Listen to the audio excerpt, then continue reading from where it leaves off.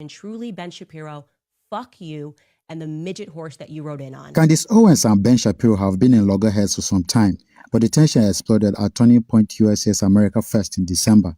From the stage, Ben Shapiro criticized Candace Owens, urging the audience to reject her claims and calling out conservatives who refused to challenge her. He didn't mention her casually. He made it clear that, in his view, her recent rhetoric has crossed a line. Shapiro framed her commentary as dangerous, extreme, and conspiracy-driven, and said silence from fellow conservatives amounted to cowardice. The moment turned a long disagreement into an open war. Take a listen. Call her out!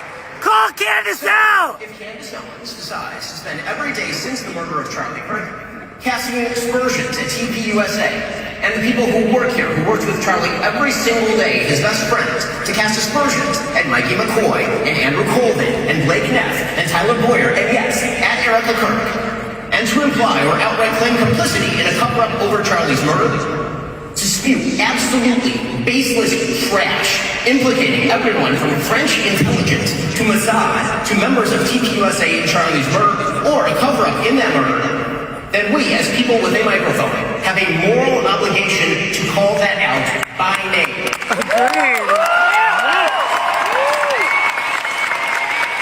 Of course, Candace Owens did not stay quiet after seeing the video. On her podcast and across social media, she fired back hard.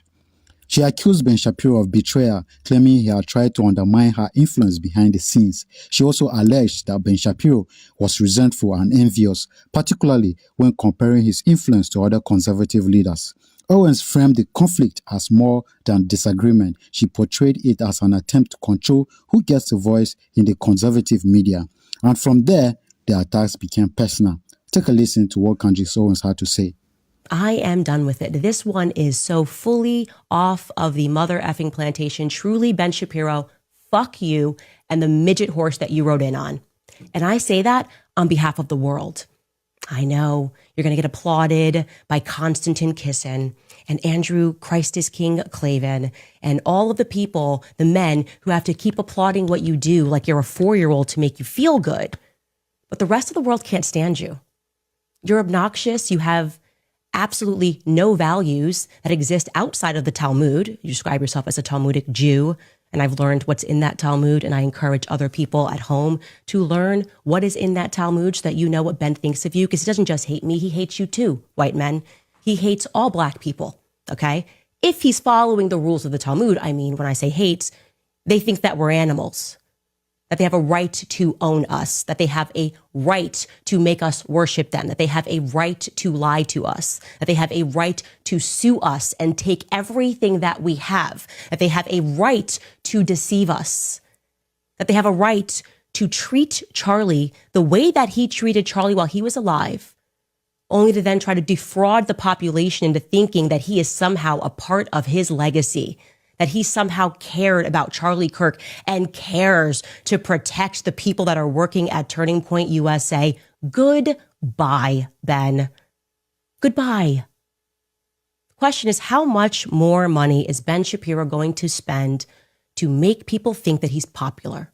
How many more articles is his father going to write under a pen name, Hank Berrien of the Daily Wire, under the pen name Hank Berrien, as he wrote while Ben was at Breitbart, before he turned his back and betrayed them too, because that is his nature. He's one of these belly creatures, sliver on. The question is, how many more weeks and years do we have to keep pretending like Ben Shapiro is relevant? It's an open-ended question. This feud didn't come out of nowhere. Over time, Candace Owens have been a top critic of U.S. support for Israel. Ben Shapiro, who is Jewish and one of the most vocal defenders of Israel within the conservative media, has been among her harshest critics.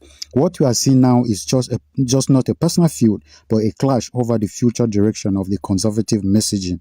What do you think about this? Drop your thoughts in the comment. Don't forget to like, share, and subscribe.